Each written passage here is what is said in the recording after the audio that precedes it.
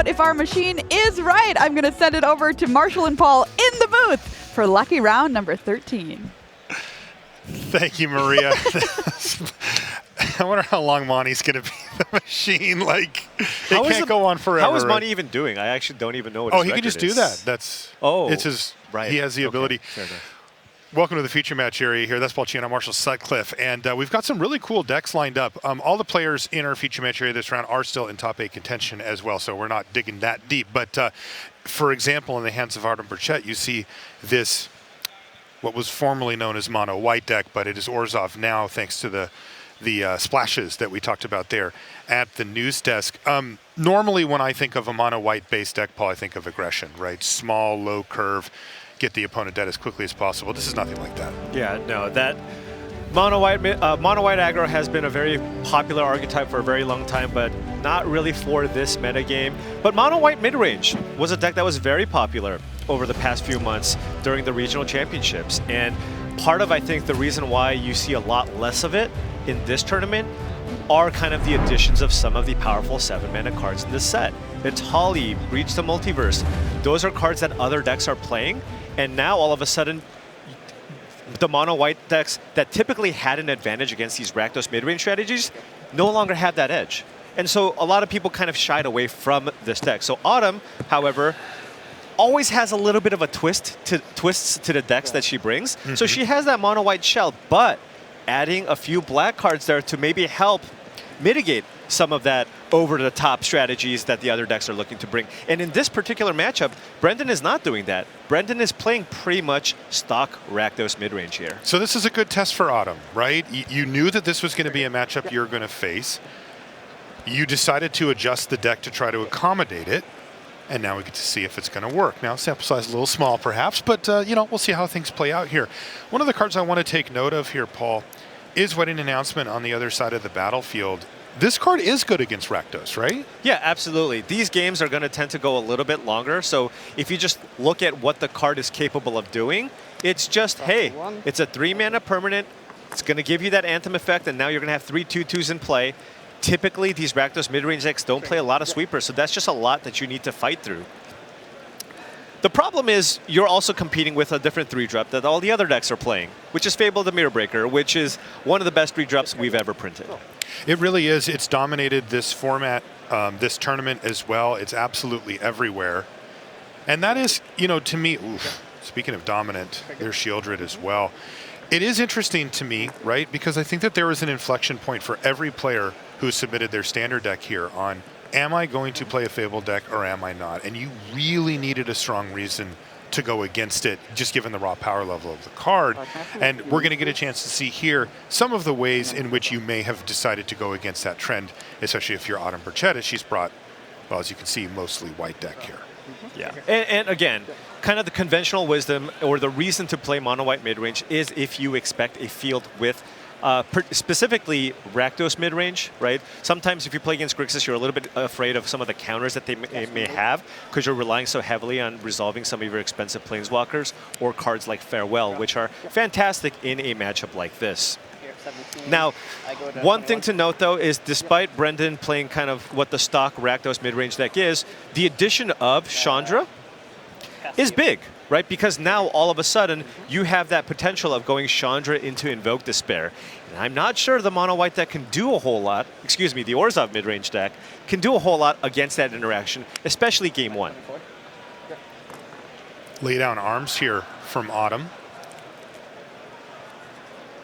Is going to clear the board down to, well, unfortunately, just the Shieldred, which is kind of the hard one here. Yeah, that's better than having a reflection out there as well. Has another lay down arms, but Autumn short on mana sources here. Needs to find a 4th planes to get that Shieldred off the battlefield. Now, part of the sacrifice you make it a little bit, you're not seeing it now, of playing Orzhov is you do have to play some swamps in your deck, which means that the effectiveness of a card like Lay Down Arms goes down just a little bit. And here's that Chandra that you mentioned just a minute ago, Paul. Right. Picking it up for a double go for the throat. Yeah, 2 throats. And an attack for 4, as we know. Brendon is able to pile on pretty significant amount of damage here in a quick fashion, unless Autumn can find an answer, and Plains would be just fine. Plains would be great. You can now just either slam Wandering Emperor to exile the Shieldred, which she's choosing to do. Still has kind of that that Chandra to deal with, but these tokens are 2/2s. It does put the Chandra down to 3. You're going to now flip the other wedding announcement, so now we have a pair of 3/3s in play, yes. and you're drawing a card. Now, if Brendon, this is a big turn. If Brendon was able, if Brendon's able to find an Invoke Despair here, it would be very, very good. Oh, but it looks like he did not. Yeah, and he found a cut down, but the cut downs are no longer big enough to kill these creatures. Do anything, they are right? 3/3s. So it's actually just a full brick there? Yeah, and I don't know if Brendon has anything else in hand here. I think it's all lands. Ouch. Boy, Nope. that window for Autumn Burchett was open. Okay, 3 cards left in hand still, Paul. There is a Bloodtithe Harvester here, but doesn't have the mana to play an Invoke Despair here. Discard Mirrex to the blood token, but you're right.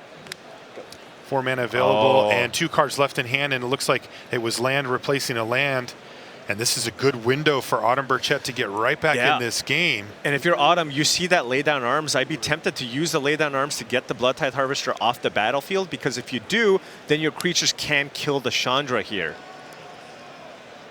And it looks like Autumn's going to cash in the Wandering Emperor for a 4/4. Alternatively, you can do that and then attack with both 3/3s, and whichever creature does not get blocked, you play the other Wandering Emperor in hand and put the +1/+1 counter to get the Chandra off the battlefield. And that still leaves Brendon without the Bloodtithe Harvester and without the Chandra. So the full turnaround here for Autumn Burchett. That Plains last turn very big. Opened up the floodgates.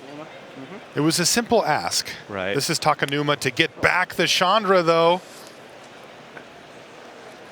And this Chandra's good, but not the kind that can just get you back from being this far behind necessarily. Right, not with those creatures that are in play. Even if Brendon plays this Chandra here,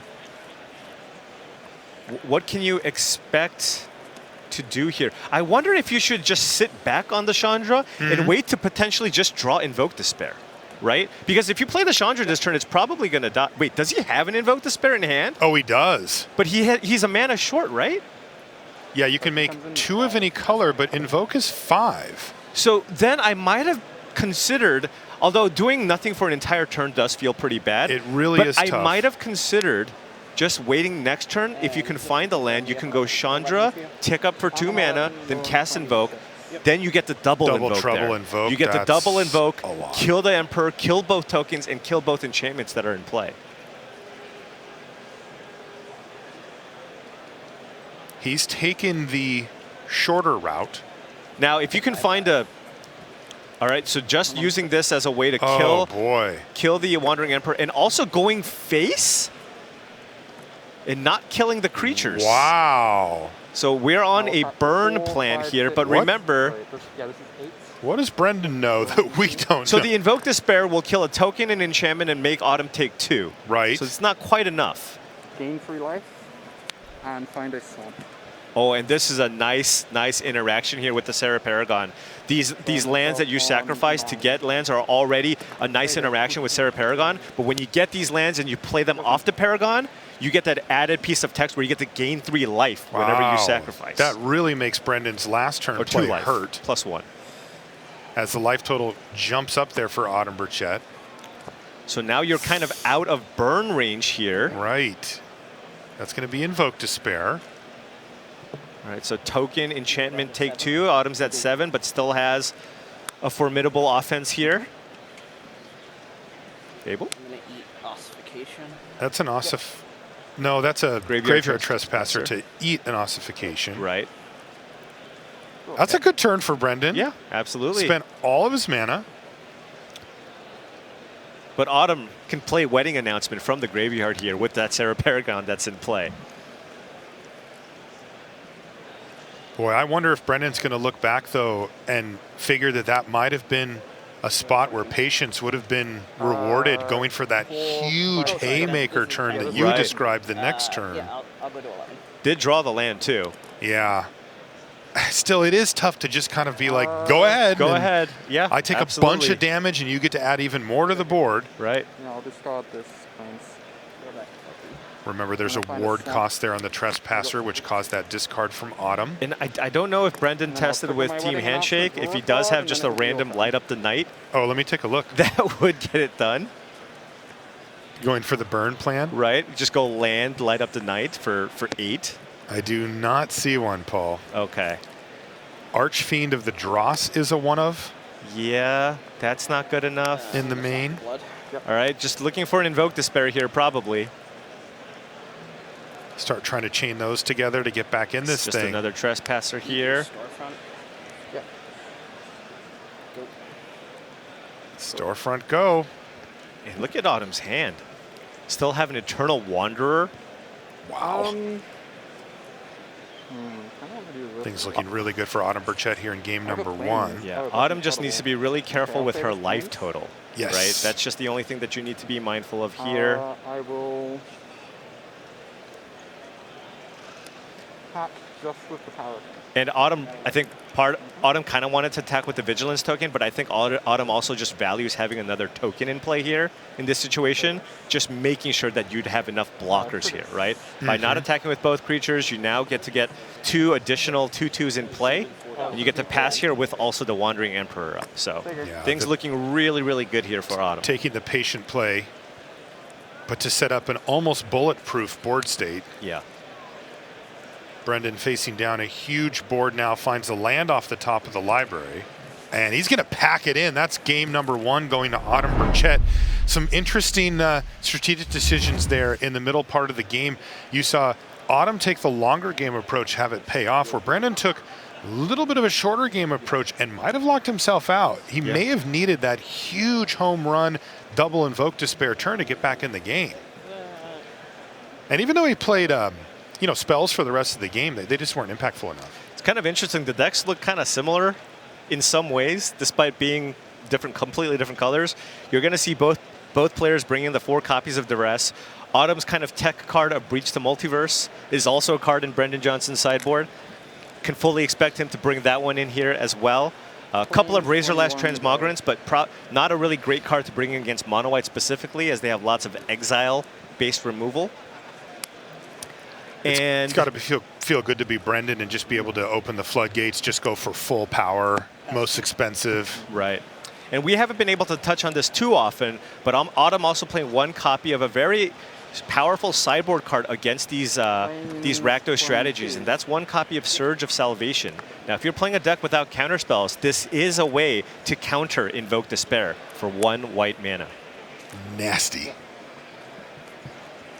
That's gross. Yeah. They're spending black, 1, and you're like, getcha. cancel that order. Oof.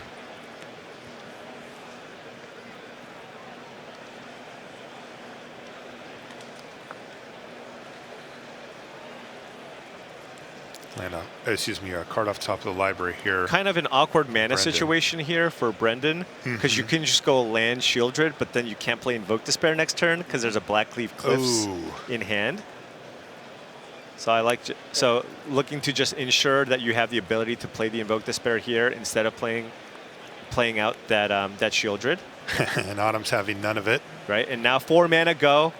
Wandering What Emperor. could it be? Yeah, it's just the Wandering Emperor. So Well, here's just a clean Invoke Despair, though, for All Brendon. right. He doesn't care that there's no board state. He'll take his 3 cards Yeah. and 6 damage. burn you for 6. And the perhaps telegraphed, I think he may have actually literally known about it. Yeah. Wandering Emperor. With the duress, yeah. Right. I think he would have known about it had he not known about it. Right. No real playing around it No. in the Rakdos deck. So and then I'll hit you for 2. an attack for 2, might play a Paragon here too, or the Bankbuster. And Several then I options will- here. If you go Paragon, you can get that land out of the graveyard, get you a little bit of value.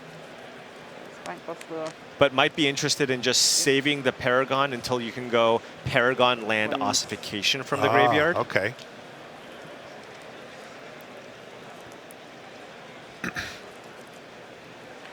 Autumn's able to leave up 3 mana 2 of which likely earmarked for a Bankbuster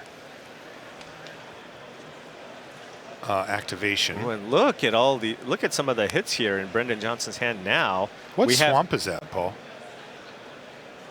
Where? Brendon Johnson's. You see the swamps he's got? What is that? I like that. I don't actually know, but that has like beta not, vibes, but it's not. Right. Yeah, I am not Wait, don't say you're not an expert. It literally says on my sheet that you're my expert. I am you know, when it comes to art, it says expert. I'm play-by-play. You're expert. He's hanging out over on the main stage here, but Riley Knight would be know? the person. Okay. Yeah. All right, here's Chandra once again hitting the battlefield, and he's going to use the mana from Chandra to add to the battlefield with Blood Tithe Harvester. All right. And again, remember, we talked about it earlier, but now Autumn can go Sarah Paragon into ossification on the Chandra, right? Mm-hmm. So that's big because Brendon's trying to set up a big turn here with Chandra and Invoke Despair. Now, I'm not sure if Brendon knew about the Paragon from that duress turn 1, but if you did, I'm not sure you want to just run out that Chandra right there. I see. That's going to be Lorna the third path to take out the Bankbuster before it gets to finish off. So not concerned about it, or does Autumn have a different answer to the Chandra? Ooh, a Shildra's Edict. And you can sacrifice pick Planeswalker. Planeswalker. Oh, that's gonna fire really that one off nice. right away.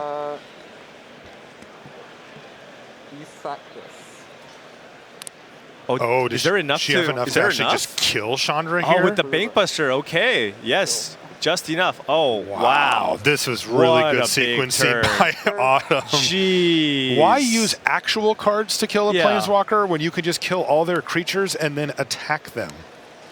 Okay. Well, this can get you back in, though. Big hitter now. That's not that great. A Bankbuster and a Fable. Okay. You know, that helps. I was dreaming bigger, but that's pretty good. It's not bad. Now, Autumn does have a Destroy Evil for the Atali, but this does add a decent amount to Brendon Johnson's board to hopefully stabilize so that he can continue deploying some of the other big cards that he has in his hand. I'm curious if Autumn's going to start deploying her own haymakers here. Sarah Paragon, Wandering Emperor, and Destroy Evil plus a card. So maybe not quite yet. It's just a land. But we know that Autumn built this deck to go big just as much. Right. There are breaches in Autumn's deck as well. That's right. Atali's going to hit the bin thanks to Destroy Evil. Crew the Bankbuster.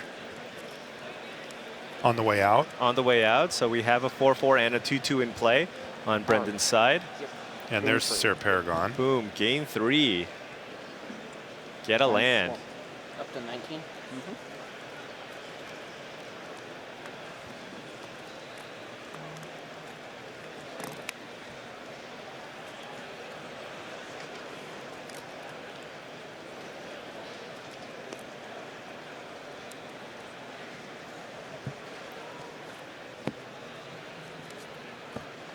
Man, this Orzhov deck is a real meat grinder, isn't it? Yeah. I almost wonder. I mean, it's really expensive. And maybe it just takes too long to get there. But perhaps in this matchup, it might be where you're trying to set up kind of a situation where you get to 9 mana and just go Chandra into Invoke. And that's kind of what you need to do. That's like the 2-card combo if you can put it together. Because these Chandras that Brendon has been playing have been in instances where he's just kind of behind on board. Yeah, it's felt like that. Could have also maybe kill the Wandering Emperor. I don't know, but the Chandras have not been at their best, at least in this match. No, they've just seemed fine. But for your 6 mana in Standard, you really need better than that. The last one cast a creature and then soaked up a bunch of damage, and that was that. Well, we got Chapter 2 here, so we can go digging. Brendon has a pretty stacked hand. But several impactful permanents that Brendon needs to deal with. There's the Sarah Paragon and the Wandering Emperor. That was a stolen Bankbuster. Autumn's like, wait, that's supposed to be in my graveyard. All right, pitching the Bankbuster here, trying to find something else. Invoke Despair would get a token and a Wandering Emperor, but not the Paragon. Not bad.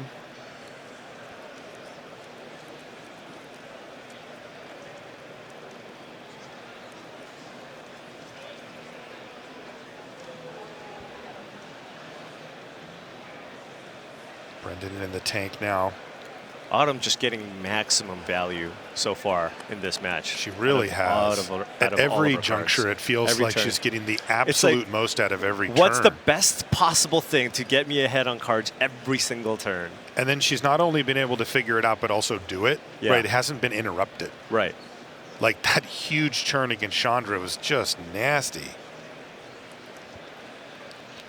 Brendon, on the other hand, has been getting good value, but not on that same level. Right. Right? You just don't. Just it's like a step behind. Right. Right. Feels like he's getting 3/4 value on his cards, but the Chandra just gets him like a 1-for-1 or a 2-for-1, but not like the huge blowout potential. Yeah. Itali, a 3-for-1, but it was 2 kind of normal cards. I mean, I imagine this is probably the matchup that Autumn wanted to play against coming in. The Rakdos mid-range deck. Don't have to worry about counter spells, just playing straight red-black, right? Yep. And so, and not the over-the-top reanimator stuff. Right, in matchups like that, if the games go extremely long, you have more sources of card advantage generally than the Rakdos deck.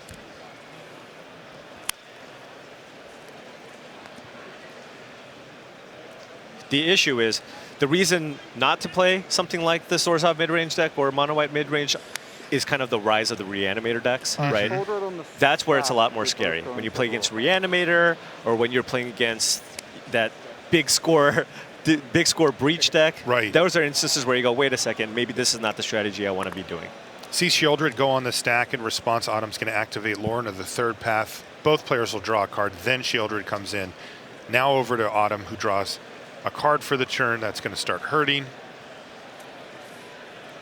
But the Paragon's going to do Paragon things. Yep. And there's ossification for you, Paul. Ossification. Getting it done. Getting in for a big attack here. Wandering Emperor here, too, with the Bankbuster. How did Brendon end up with options. this board state? It's just a Fable. A blood token. Huge attack. 7, 8, 9. Yep. Down to 5. Despair is just not going to be enough here. 116. Although I suppose that Despair will get the ossification, will kill the ossification. True. Right? So you get that back. And then you have an active Shieldred.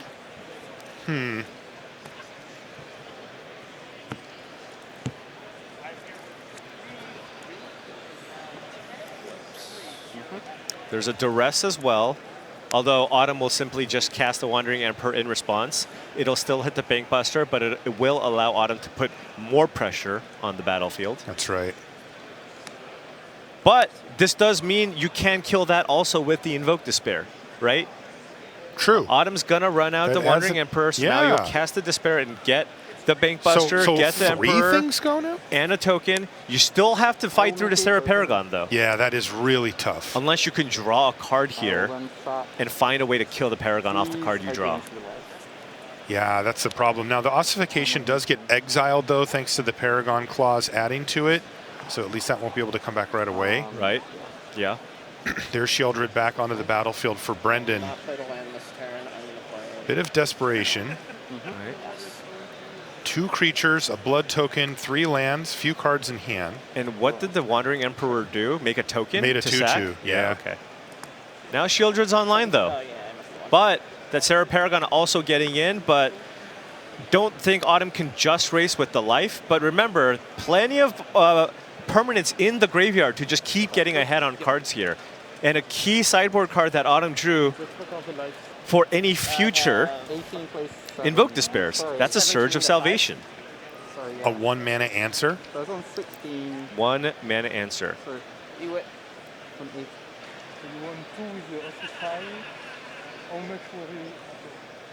Yeah, it's 17 to 5. Sorry. Yeah, 17 to 5. Yeah. 17 to 5. All right, they're just getting the life totals sorted out, though. Okay.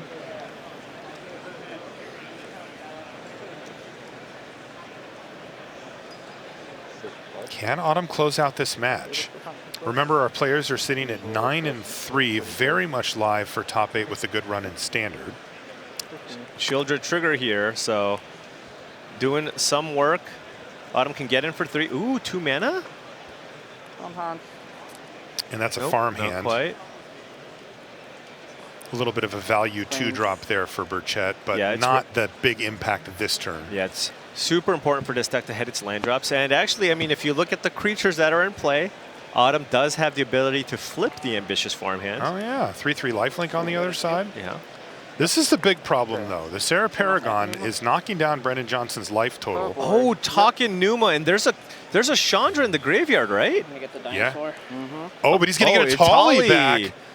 And this could be it, because Okay, if let's Brendon can see. hit good off of a Tali, this is one of the ways he can actually come Right, back. because now, I mean, the life total isn't pressured that much because we have a Shieldred, right, gaining you life, and there's a blood in token. play as Yeah, well. Good call, Paul. Okay, Itali time. time to spin the wheel on Itali, and let's see what he can hit. Perhaps an answer for the Paragon in there.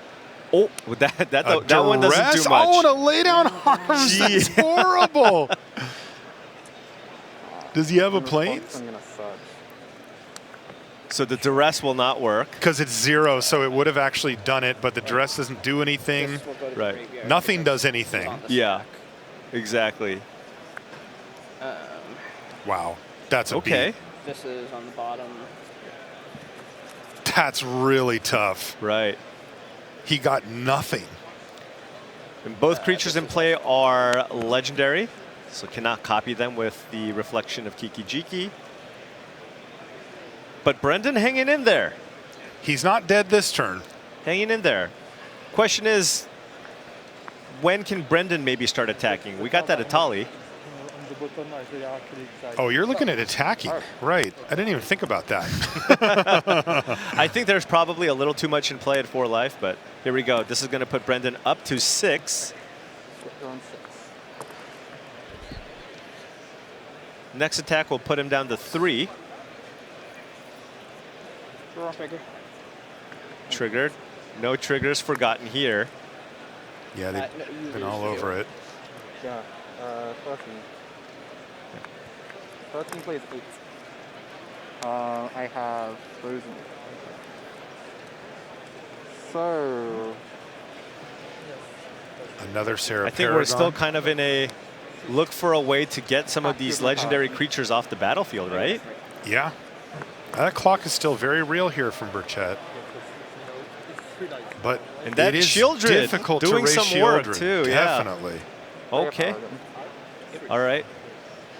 Black is Okay. storefront, gain, Hey, wait, that life gain not irrelevant. Yep, Obscura Storefront.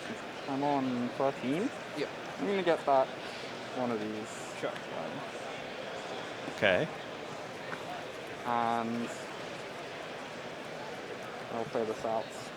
Oh, So I will save All it. right, just playing out a bunch of lands. That's interesting. about as good of a turn as it could have gone for Brendon. Mm-hmm. It's like, okay, you have a lot of stuff, but now, I mean, that's 6 damage coming in. You're only going up to 5, right?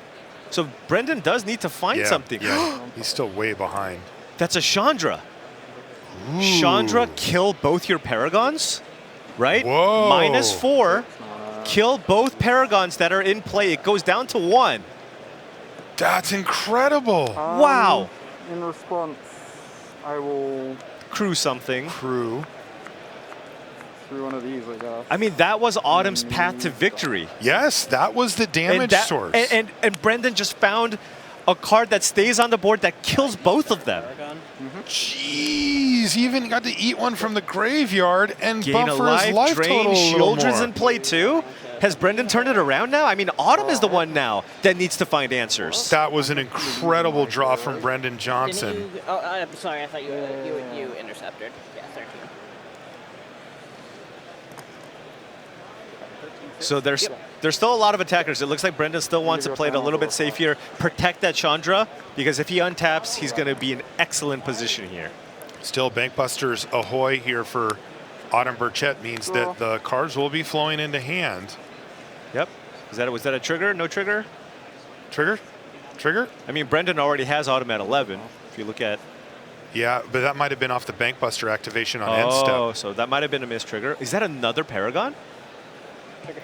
That's what we're showing. No.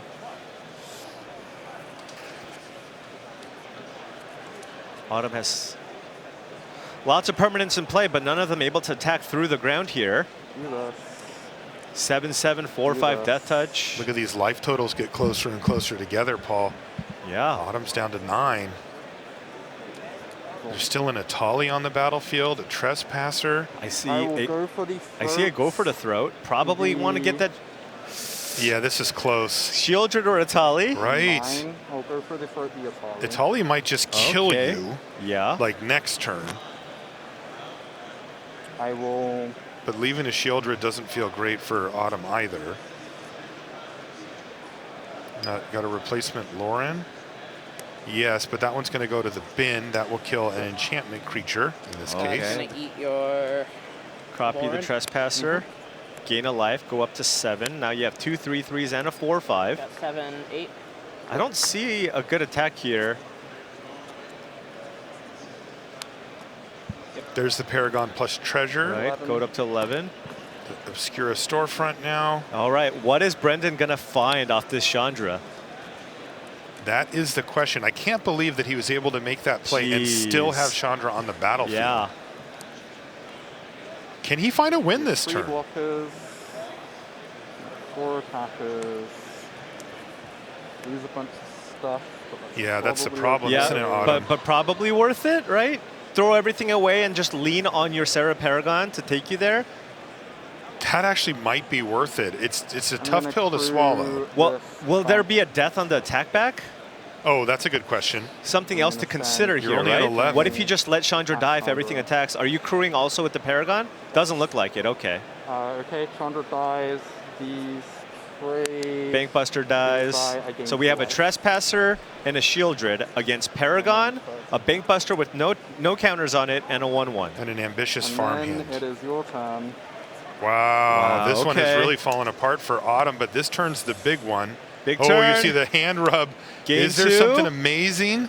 Yep, you're at 9. Gain 2. What do we find? Oh, he's Oh, picking that's a up a lot of bunch of mana. lands. Autumn has to be stressing this one.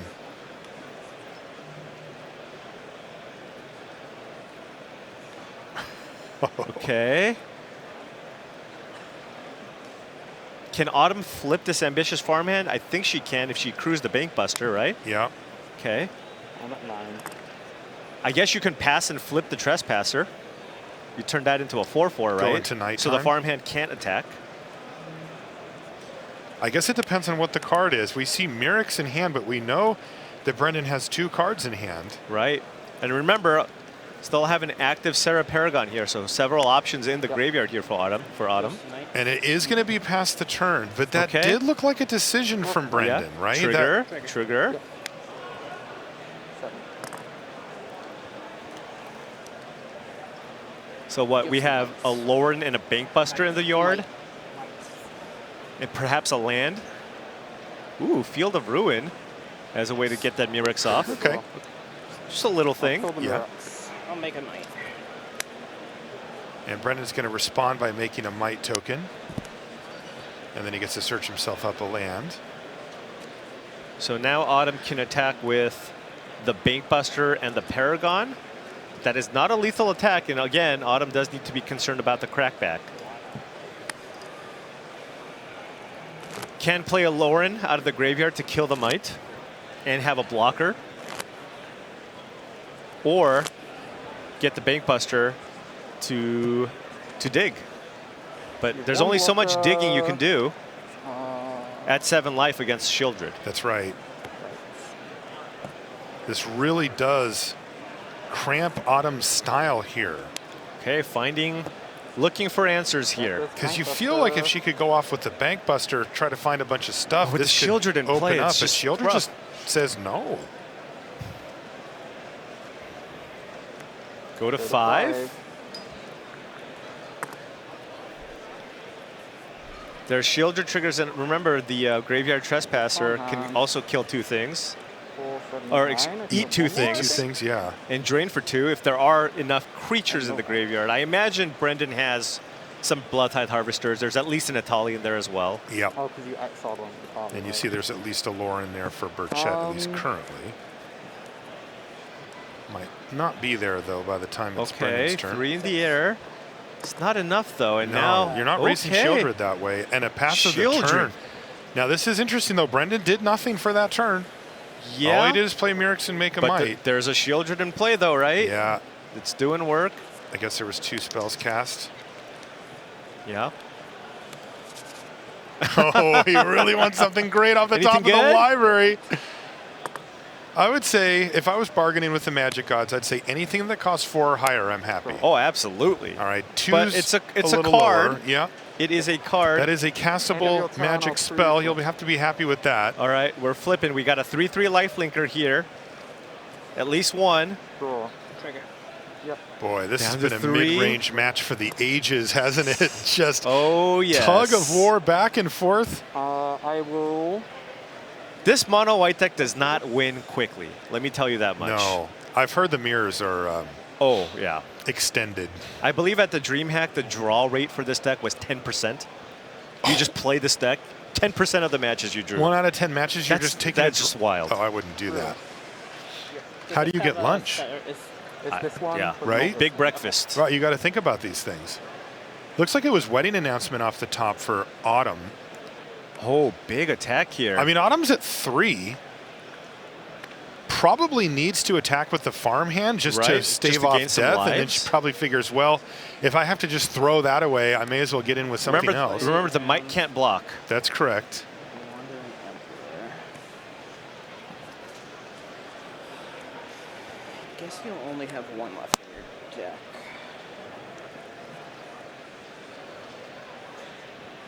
And it's not like Autumn's playing slow either. They're just playing Magic. And the games just go really long.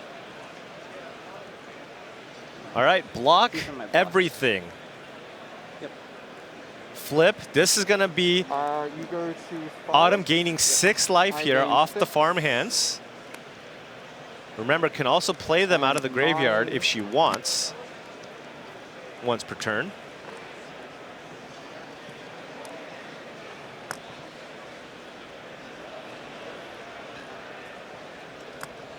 I am going to. Lauren the blood maybe when Brendon has no cards in hand. Cast a Loran, blowing up this might token, Okay. It's gonna be the might Preserving token. the life total, sure. and also. But giving a redraw though is a little bit dicey So against the black-red with deck, this right? much with no mana? cards, right? Yeah, I'd be nervous. It is kind of scary. There's a Shieldred in play as well. I draw a card. So that's an extra life gain too, isn't Okay. it? Okay. One creature in play. All right. Come What do you got, Brendon? Something big, Brendon. What do you got? He's been begging the top of the library here, and he's going to get 2 looks at it. Didn't you just go to 7 end of turn? Oh, sorry, me. Invoke Despair? Is that what it was? That's an Invoke Despair. So cast an you Invoke get a Despair. token Oh! and an enchantment. That's the kind of card that he Big needed to draw. find right here. Boy, neither Well, player these willing two to are give up doing on this something. game. This will put Brendon Autumn down found to a- 5. Gain a life. Okay. Gain Gain more 2 life. I'm at 9. Yep. And you're at 5. And now you can attack with Shieldred. Ooh. Blood. Blood. All right. Still can draw more things. Gain 2 more. Geez, Shieldred sitting on the battlefield. Right. So Down brutal. to 3. Ooh, Autumn's found an Ossification, though. Go. Was going to go to 1 and then play Ossification to stabilize. So he plays 1. Down to 1 Down goes to Autumn 1.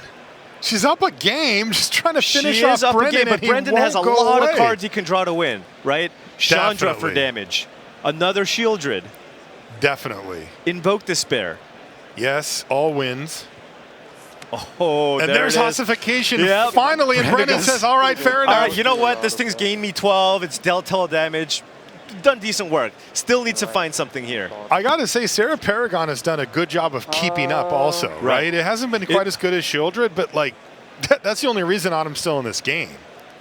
Is Autumn going to get the headquarters here to gain 3 life, maybe?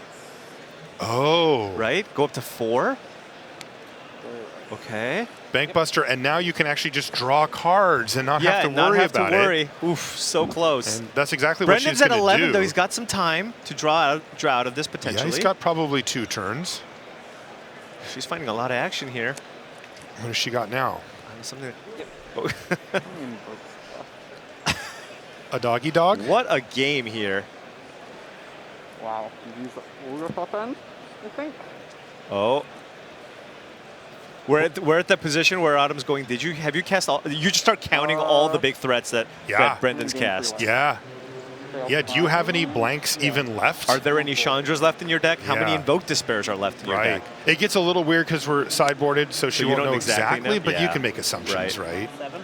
And this, of course, is very important to start getting the damage flowing. Can Brendon Lethal find attack a next win? turn. This is a lethal attack from Autumn next turn. You can true a Bankbuster and attack for 8. Does What do you have, Brendon Brendon? find a win here? Another one? Well, he just looked at the life totals, and he doesn't find anything. He just finds some lands, and Autumn Burchett outlasts Brendon Johnson somehow, some way to pick up a mid-range mirror. I mean, it's not a mirror, but my goodness sakes. How do you even get through that much value from both sides? I mean, that was an epic slugfest. Both players going back and forth. Shieldred staying in play for seemingly forever, doing a lot of work here. You saw the power of Vitali, Invoke Despair. But guess what? I mean, Autumn also had her card advantage engines. Those Sarah Paragons were left unchecked for many turns and got her so far ahead on cards. Yeah, that's right. That's what happens when you see people, they're setting up their early game. Okay, I'll kill that, I'll get rid of that. And then the gloves come off, and it's just 7 drop, 5 drop, 7, and it's just how much power can you throw at your opponent. And in this case, thanks to that careful resource management, it was Autumn Burchett who picked up that match just by that much. Really great stuff from the feature match area. We're going to take a short break. We're going to head over to Marie and Monty at the news desk to help set up our next match, Paul. We'll be back with more right after this. Coming up next, we've got Gabriel Nassif versus James Arthur.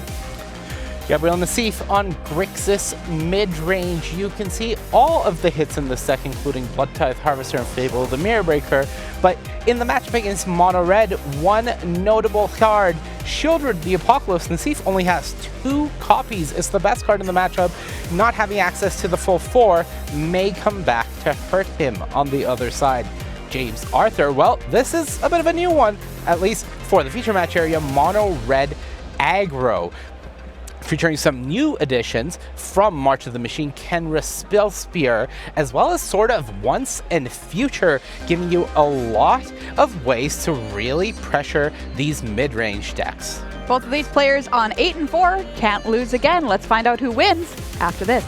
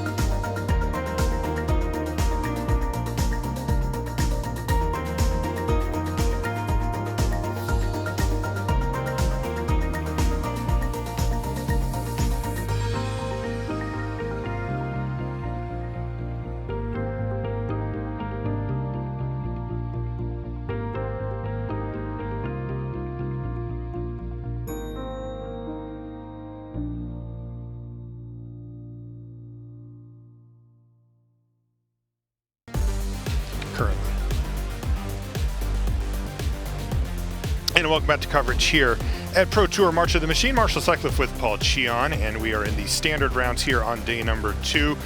Working our way through the day.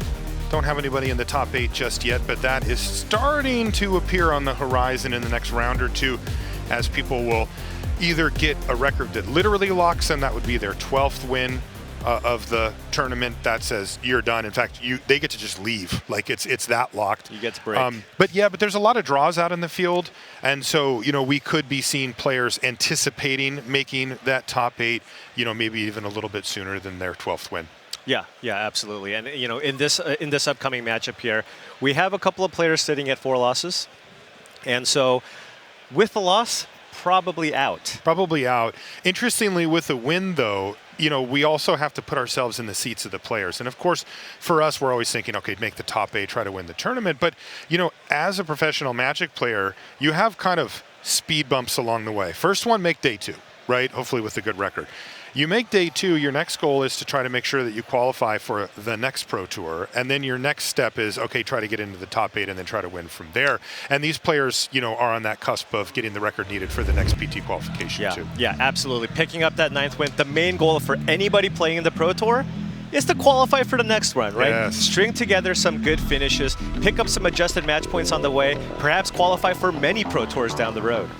See Gabriel Nassif versus James Arthur. James, very interesting. You see Grixis mid-range here for Gabriel Nassif, but James, coming all the way from Australia, he's from Adelaide, he has brought mono red. As I mentioned before, we've got players who are still in relevant contention within the tournament, but also who brought decks that we haven't seen as many of. We saw Burchett last round there, and now we're going to get a chance to see James with mono red. Yeah, and mono red is a deck. If you just look at the cards in the deck, you would think it has kind of the tools that you need to do well in a tournament. It's got a nice curve. It's got a bunch of burn spells. A lot of the things that you kind of expect that would be good in mono red. It even had a very powerful instant that many of the decks play in Stoke the Flames.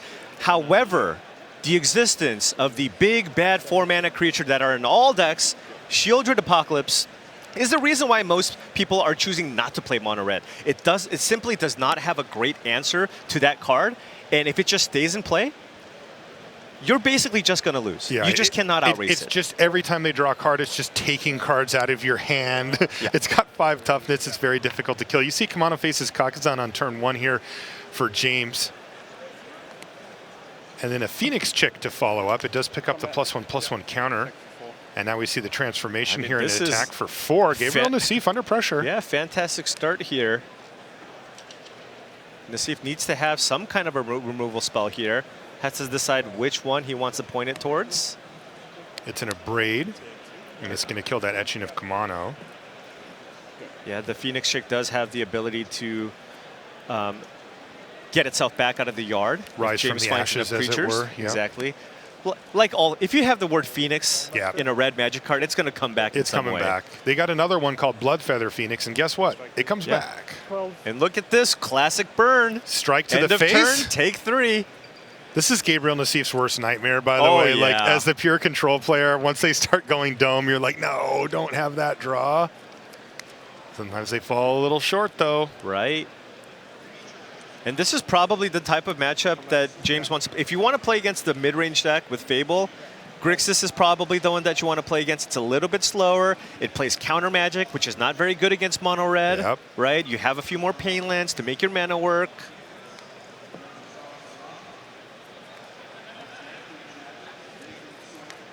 Yeah, Nassif already down to 10. Yeah, interesting though. How much James, life gain do you have, right? You need to play a Shieldred here.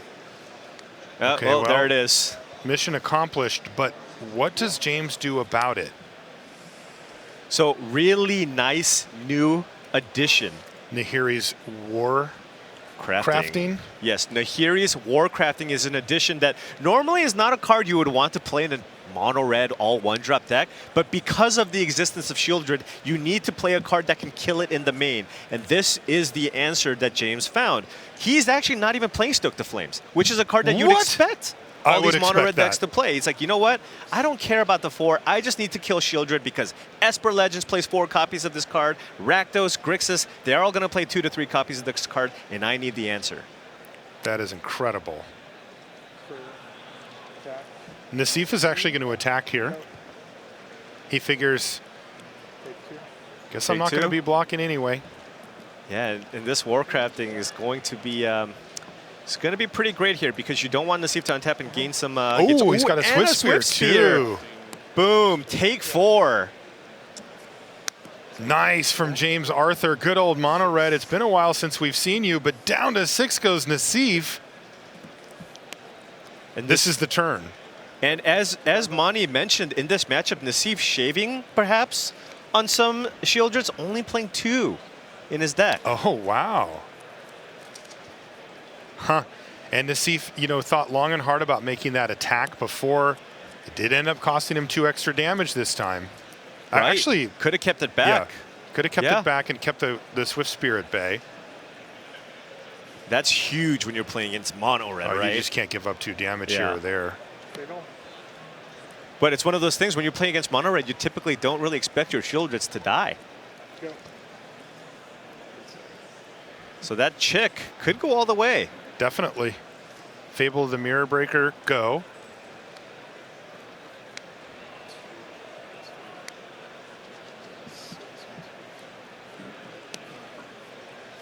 You know there are some Mono Red players that were finally waiting for this, right? They were just like, dude, please, can we just get an aggro deck on camera? I've never seen this. Like, chat is so stoked. They're like, Lava Spike. Please. Somebody said playing Lightning Strike in 2023 is awesome. It's like, Yeah, they're happy about it until whenever it it's takes good, over the they metagame, hate right? it. Yeah, it's really funny. I guess it's just about moderation, right? Have you not forgotten about Hazaret? Yeah, a little balance, exactly.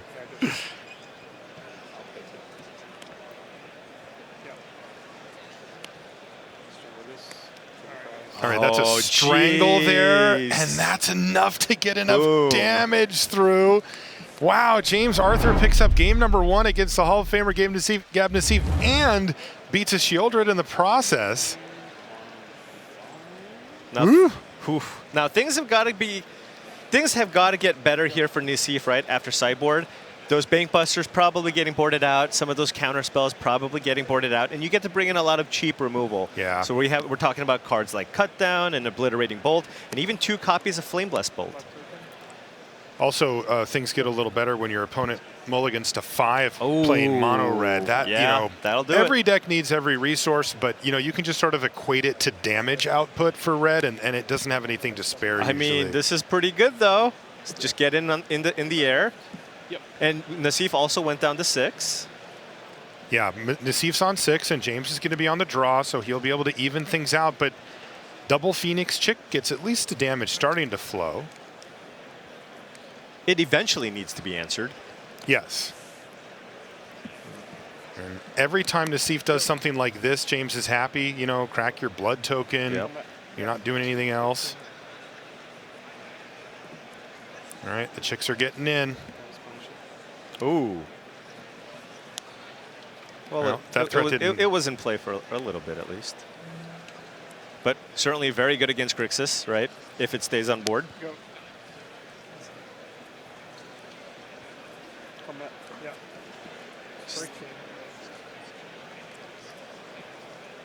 Once again, the chicks are fighting. Yeah, it's getting in there. And one thing to note in that previous turn, Nassif being holding back on the removal spell, right? Not killing the chick and waiting to see what James played on that turn 3. There's Kamano faces Kakazan. It's another point. It's all adding up here. It's just tick-tock, Right? yeah. I still feel like, you know, Nassif has been given a lot of time to work here. Shieldred, I mean, James is Invoke down on Despair would certainly researches. not be bad here, right? You get a chick, you get the enchantment. If he does have one in hand.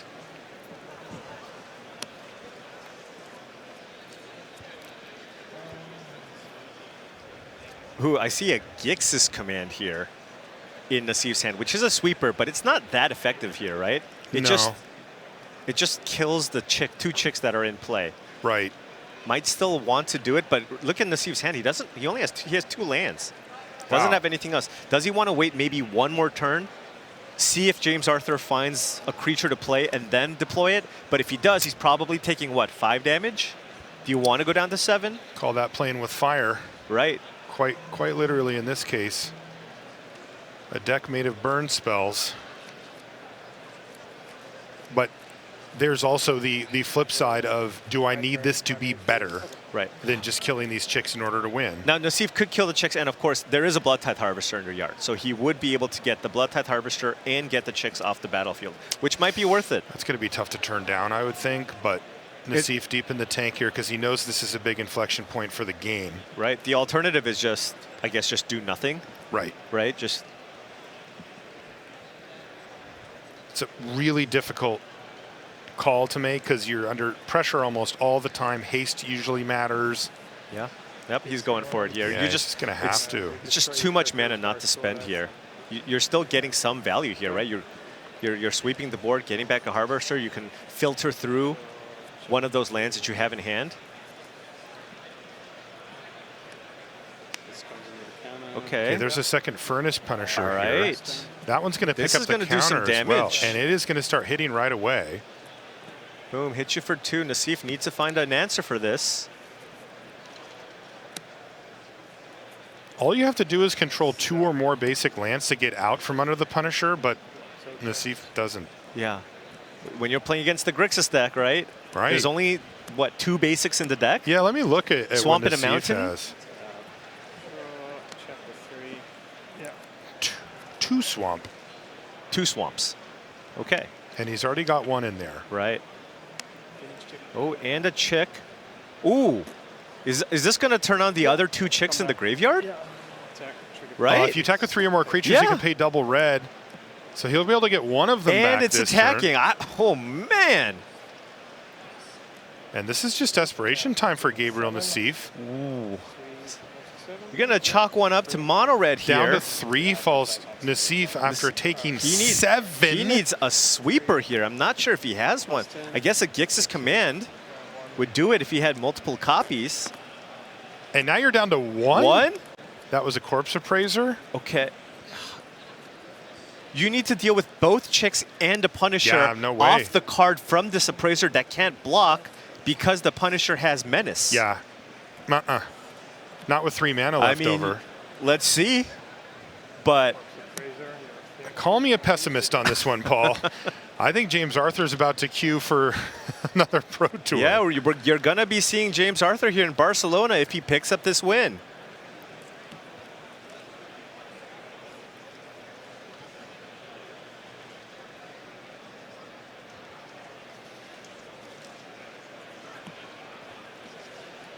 So not bad options, but it's just not going to be enough, right? I think that's a Flame Blessed Bolt. Kills a chick.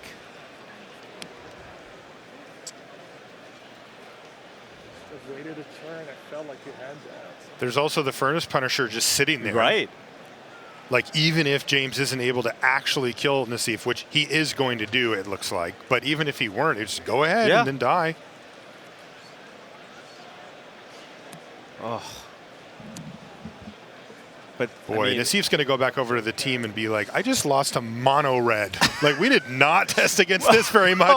And there it is, James Arthur picking up the victory all the way from Australia with mono red and playing to try to qualify for the next one. He ends up facing against Gabriel Nassif of all people and defeats him. In the process, he will continue onward. Yeah, he actually ran into what I believe is probably not the worst matchup for him. He was ready for this matchup, right? You saw the Furnace Punishers, you saw the main deck Nahir's Warcrafting, all those little things here and there added up, and he won on a mold of 5 too. On that game too. Those Phoenix chicks did so much damage. They did, yeah. Really great stuff there from him, and maybe forgot about mono red a little bit in the format. Most people didn't really expect mono red. Yeah, I mean, is it actually still good though? It still looked like he was barely. It wasn't like that was easy or something. Right, right. And I mean, that's often how mono red wins. It's like, okay, do you have a burn spell? But this one, I mean, I think specifically against Grixis, it's good. But in my experience, when I was testing decks like the